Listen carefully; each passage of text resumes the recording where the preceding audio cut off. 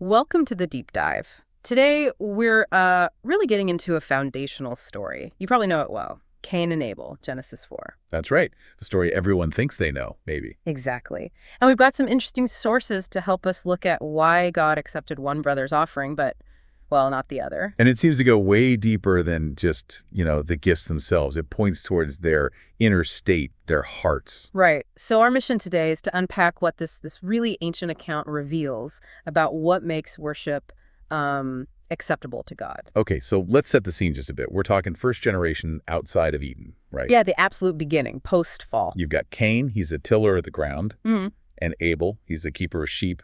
Different jobs, different lives. Leading to different kinds of offerings, naturally. Cain brings, and the text just says fruit of the ground. It's quite general, isn't it? Doesn't give much detail. No.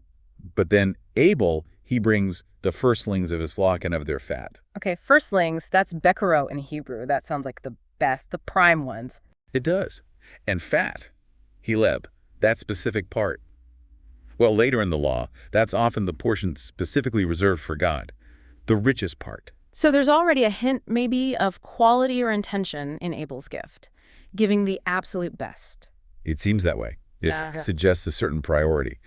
And this idea, giving the first and the fat, it actually pops up in other ancient Near Eastern cultures, too. It signified value.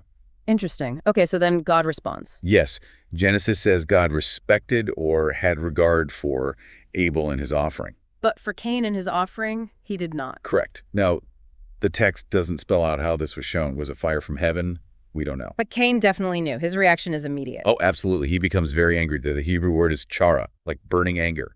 And his face falls. He's downcast. And notice, he doesn't ask why. He just gets angry. Right, which leads to God engaging him directly, asking him point blank, why are you angry? Why has your countenance fallen? And then comes that really crucial part. If you do well, will you not be accepted or lifted up? Exactly. It shifts the focus, doesn't it? Right away from the type of offering to Cain's own conduct, his inner state, doing well. And then the warning. This is chilling. God warns him that sin Shatath is lurking, crouching like a predator, row beats at the door. Yes, and its desire is for Cain, but God tells him you must rule over it. A command to master that impulse, that anger, that sin. But tragically, he doesn't. No, he leads Abel out into the field and kills him. The first murder. Yeah. And then God's haunting question, where is Abel your brother? Met by that infamous defiant reply, I don't know, am I my brother's keeper? Just total deflection. And the consequences are severe.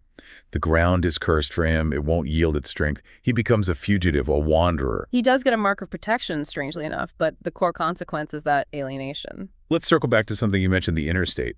The names might give us a clue here, too. Ah, right. Cain is Quain. What's the connection there? It's often linked to the Hebrew verb kana, which Eve uses right after his birth. I have gotten or acquired a man with the help of the Lord. So acquisition, possession. Maybe hinting at an earthly focus, something tangible. Possibly.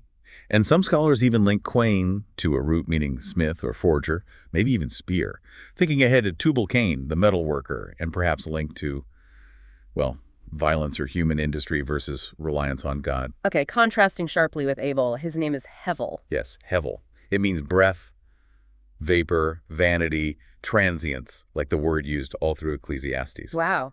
So one name implies getting, possessing, maybe even making. The other implies something fleeting, fragile, maybe dependent. It's a stark contrast. It could suggest Cain is grounded in the earthly, the material, while Abel's name itself points to the fragility of life, perhaps a more spiritual outlook, a dependence. So putting it all together, why did God accept Abel's and not Cain's? We've touched on a few ideas. Yeah, some theories focus on the offerings themselves, maybe blood versus non-blood, seeing Abel's as foreshadowing later atonement sacrifices. Or just the quality difference we noted, Abel's explicit best versus Cain's generic fruit. Those are possibilities discussed. But the main view, especially when you look at how later Scripture interprets this, it lands firmly on the offerer. The person behind the gift. Exactly. Their heart, their attitude, their faith. Hebrews 11.4 is probably the key text here. By faith, Abel offered God a more excellent sacrifice than Cain. Straightforward. Faith is the differentiator. And then you have 1 John 3.0, which says Cain belonged to the evil one and murdered his brother because his own deeds were evil and his brothers were righteous. So it connects directly back to God's conversation with Cain, focusing on his actions, his doing well, his internal state. Precisely.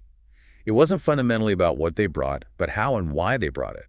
The heart behind the action. And this theme, the importance of the heart, lev or levav in Hebrew, it just echoes throughout the Bible, doesn't it? Absolutely. Think of Samuel being told God looks at the heart, not the outward appearance. Or Samuel telling Saul, to obey is better than sacrifice. Right.